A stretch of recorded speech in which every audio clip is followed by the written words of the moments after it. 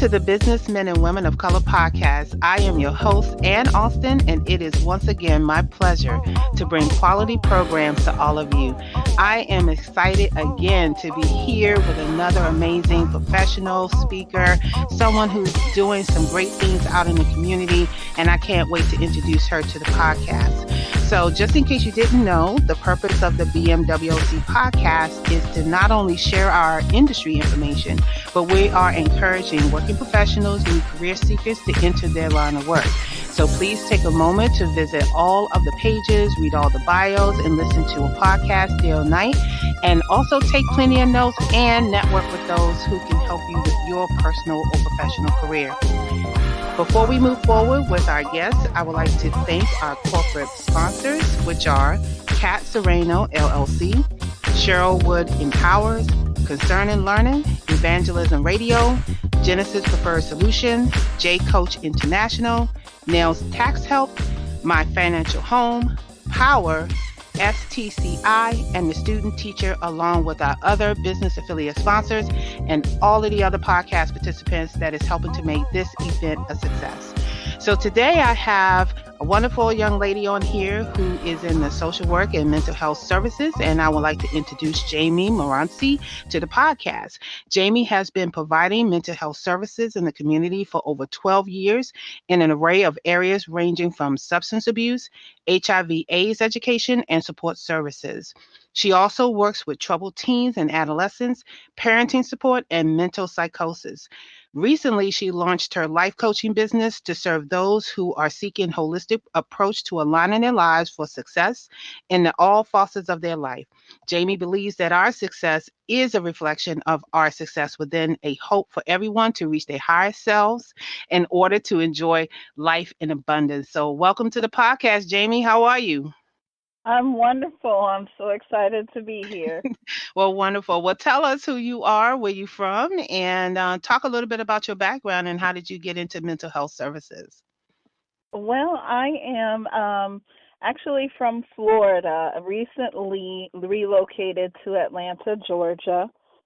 And basically, I've been in the mental health field for as long as I can remember. I remember being a small child and just always having a heart for helping people and just having a different perspective on things. So even throughout my life as a younger person, people have always came to me and asked me for help or some type of support. And so it's part of the person that I've always been. And so my life fell in line with that, I guess. And so between my life circumstances and my passion, I went to school for social work and I got my bachelor's degree and my master's degree in social work. And I've been in the field since for over 12 years. Straight out of high school, I jumped in head first, and it's just been rolling ever since. Wow. Okay. So, what was that thing in your youth that said, I just want to do social work? Was it something in school or maybe an event that have happened that got you to go into that direction?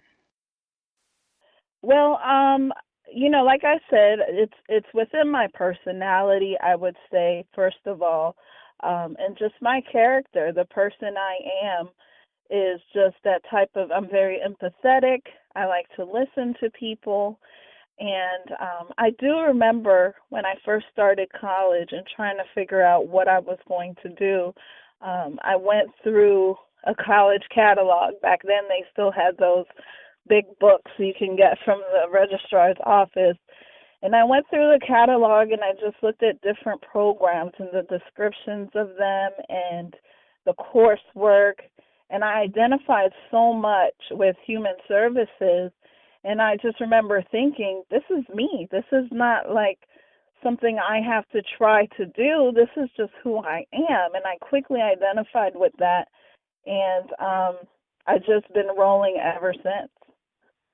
Wow, I think that's great, that you actually just went and had the initiative to get the book and just look through and try to identify what you match with. I know a lot of students don't always do that.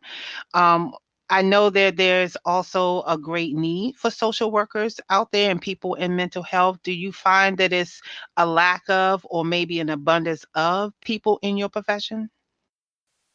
There are people in my profession. There's just never enough, right? Because we're working with people, and one thing's for certain: people are going to always be around, and we're always going to have issues and circumstances. Life is always going to happen.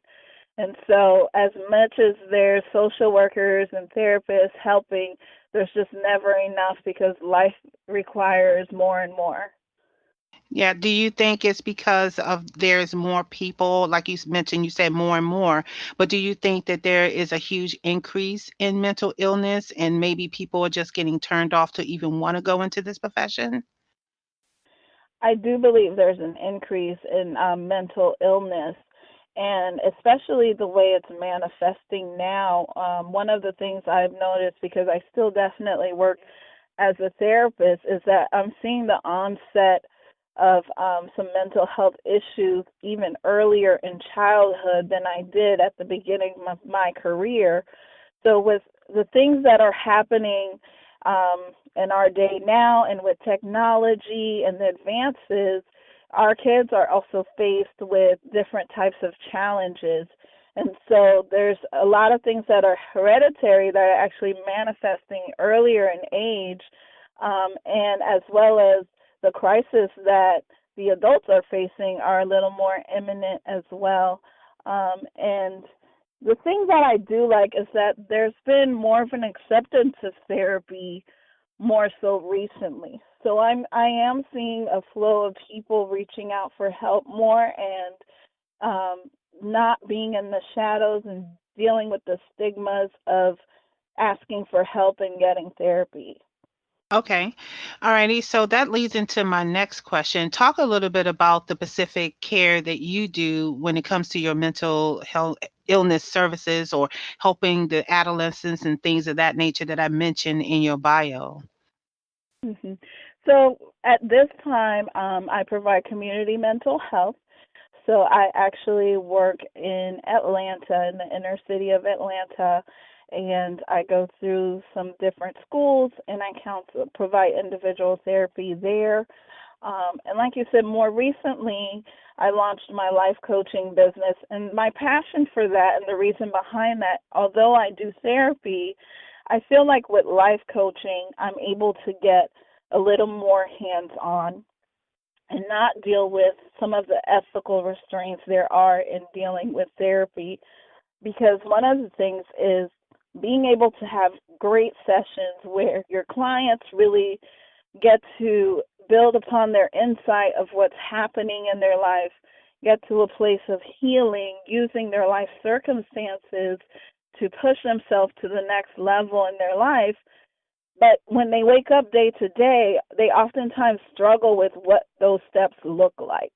And so, with the life coaching services I provide, I feel like it's an opportunity for someone to come beside them and say, this is how you do life. This is how you translate the things you know. Sometimes we know better, sometimes we know what's good for us, but it's very hard to put that into practice.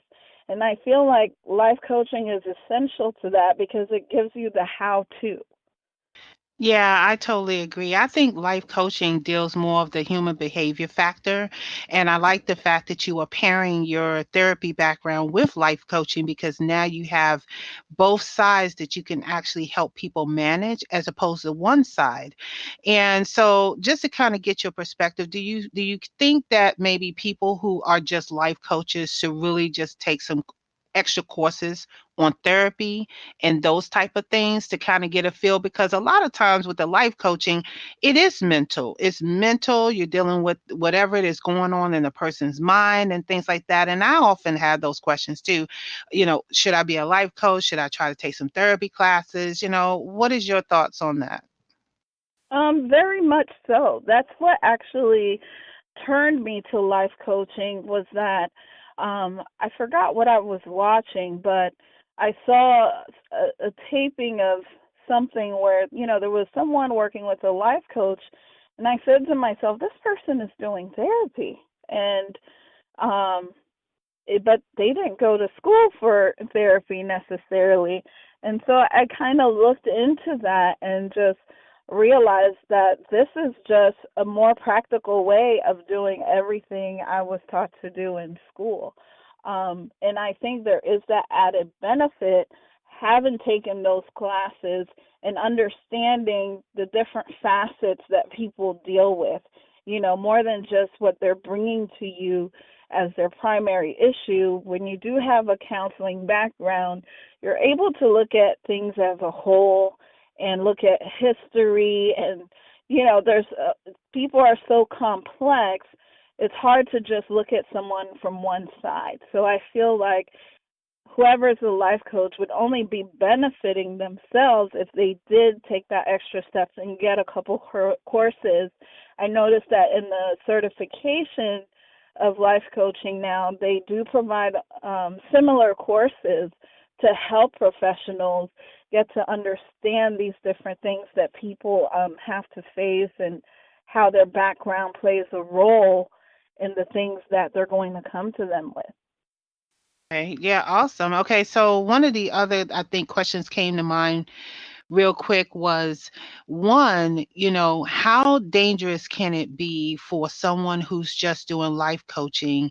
And you mentioned the benefit, but I'm also thinking of the other side, someone doing life coaching and not really taking advantage of taking a therapy class or getting to know human behavior, because there are so many people out here who are life coaches and have never even thought about taking a therapy class. But then that person that you're helping, how dangerous can that really be if you're not coaching correctly? Have you seen anything that may have turned bad in your experience? I haven't seen anything personally, but I feel like there's two sides to that. One is for the client, and as a life coach, you want to know that you're doing the best by your client.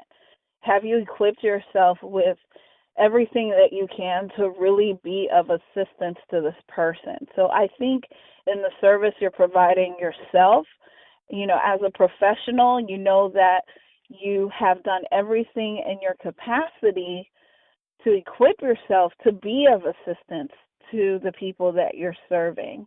And then the other side is, as a life coach, you are your own brand. And so I feel like as part of that, self-development never stops for you as a person.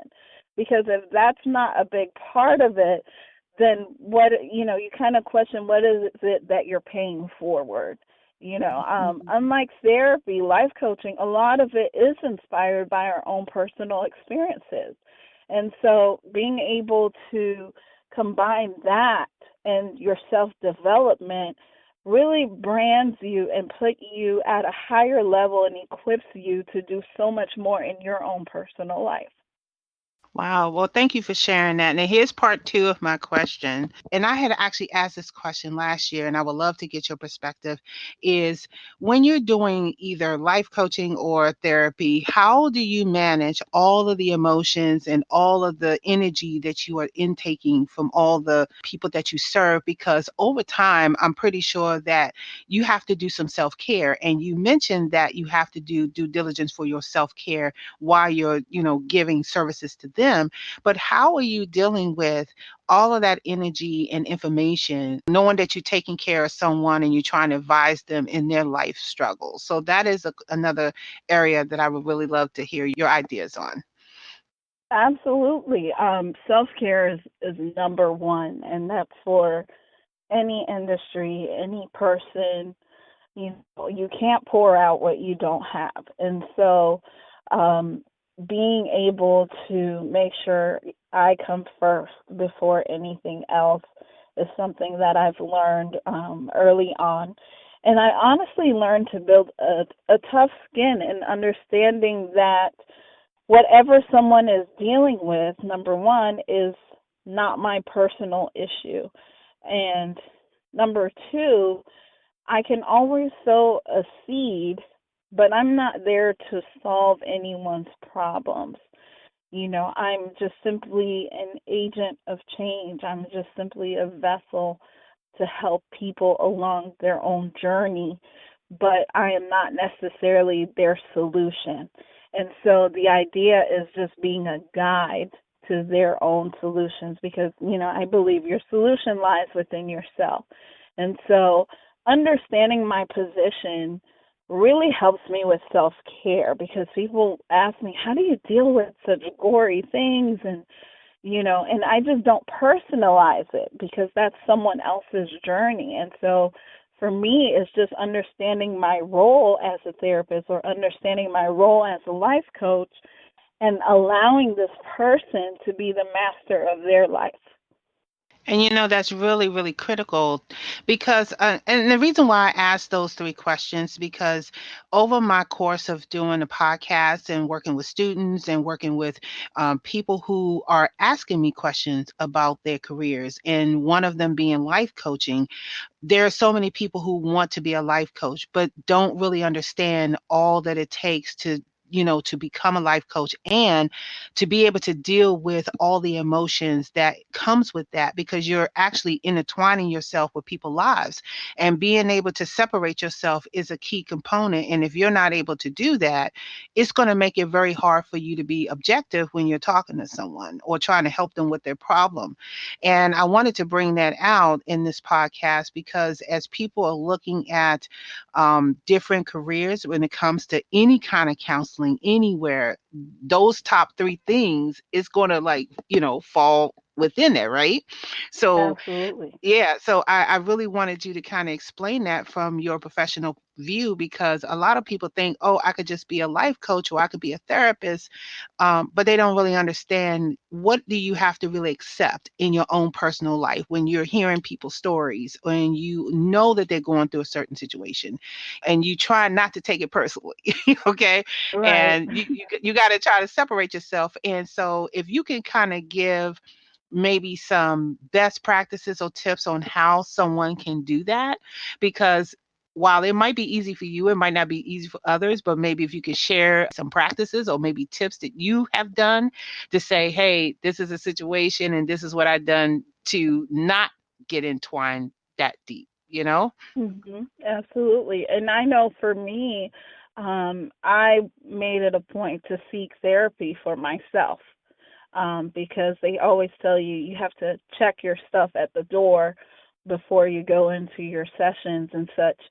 And I know just because I understand my humanness and understand that there's things I've been through that I'm going to see in other people, it's important that, I take responsibility for my stuff and address my stuff as well. And that's ongoing throughout our lives because life happens to me too as a therapist.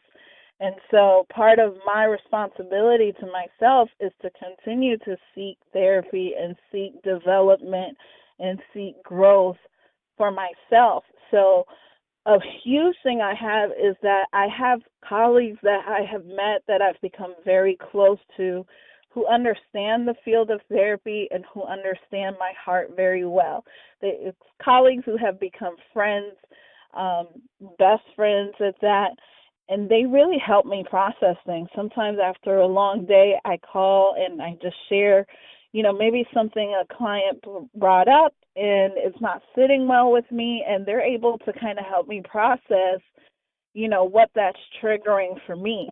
Because at the end of the day, like I said, we're human, and so we need those supports in our lives. Everything we're preaching, we need it too. And a second thing for me is asking for help. A lot of times I get wrapped up in everything that I'm doing, and just being able to just put my arms up and say, I need help with this. Somebody help me, somebody support me, whether that be in my own personal life or in my career.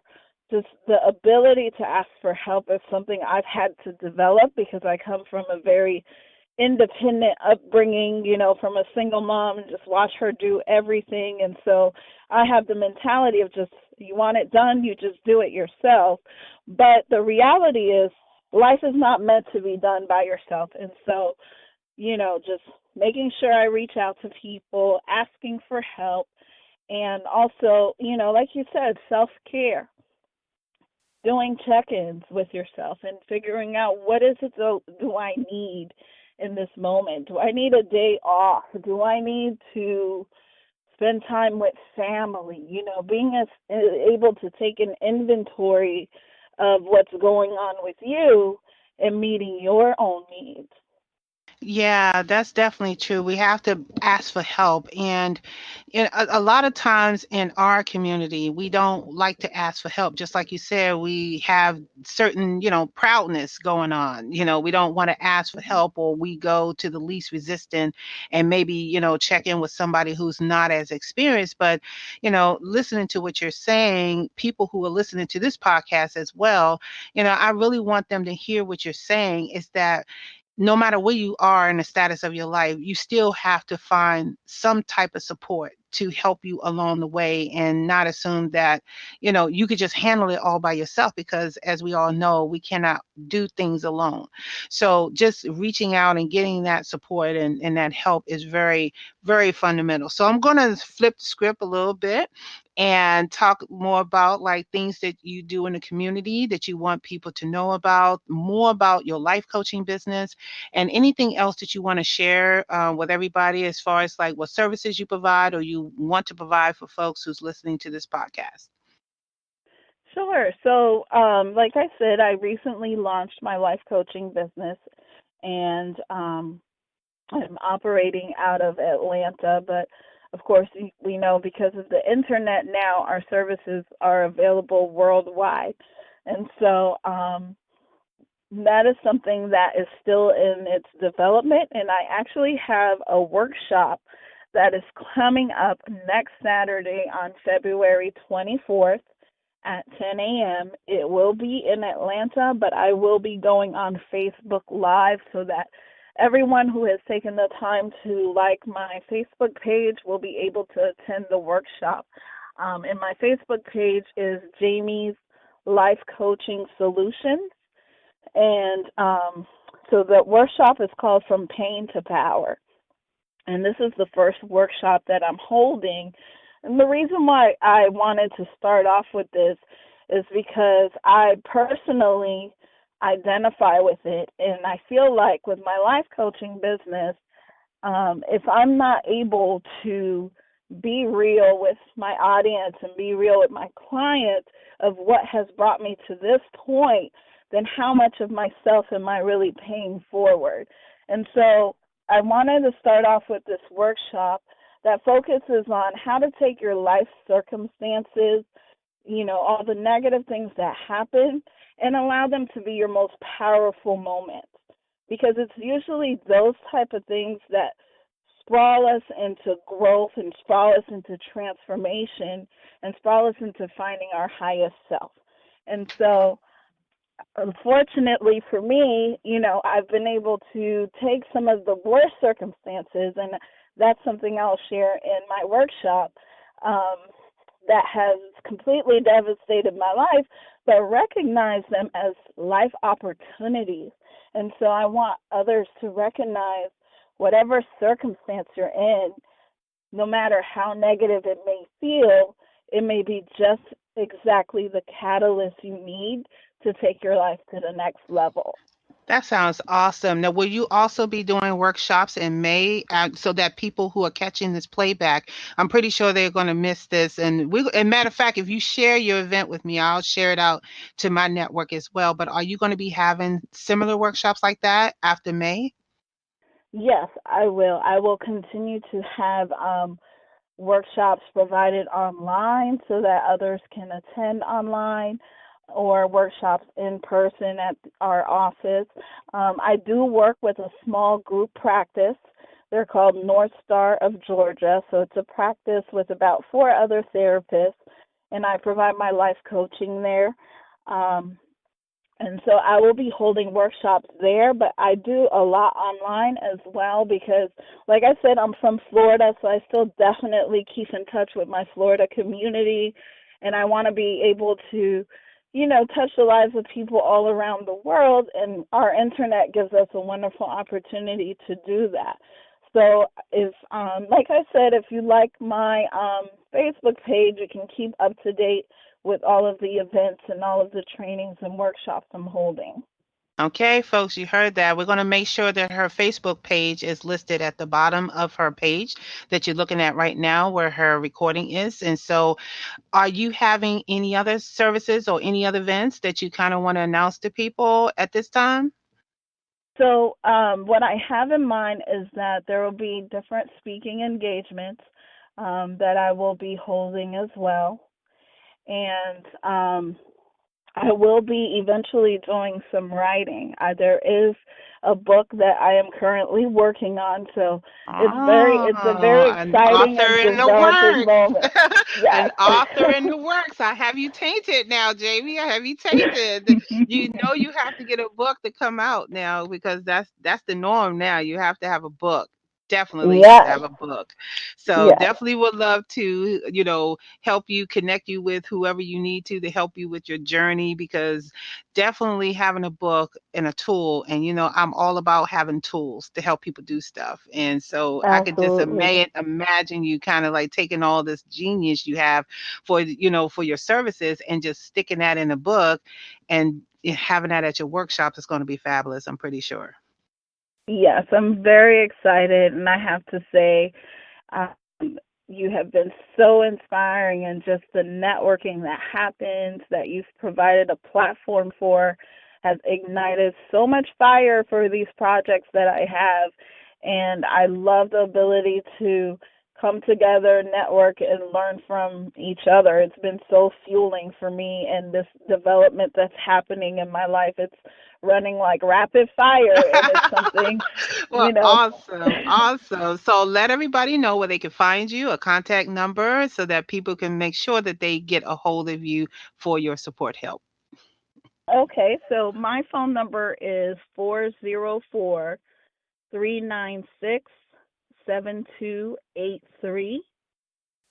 or you can also message me on my Facebook, which is at Jamie's Life Coaching Solutions. Or if you are in the Atlanta area, you can go on our website on northstarofgeorgia.com and connect with my office and ask for myself for some life coaching. All right, fantastic. Well, Jamie, I would like to thank you personally for coming on to the podcast and really opening up to share your story, your background, and your expertise in the area of life coaching and therapy. And just really appreciative that you are supporting the podcast. And thank you so much for being on here today. Thank you. It was a great pleasure. Uh,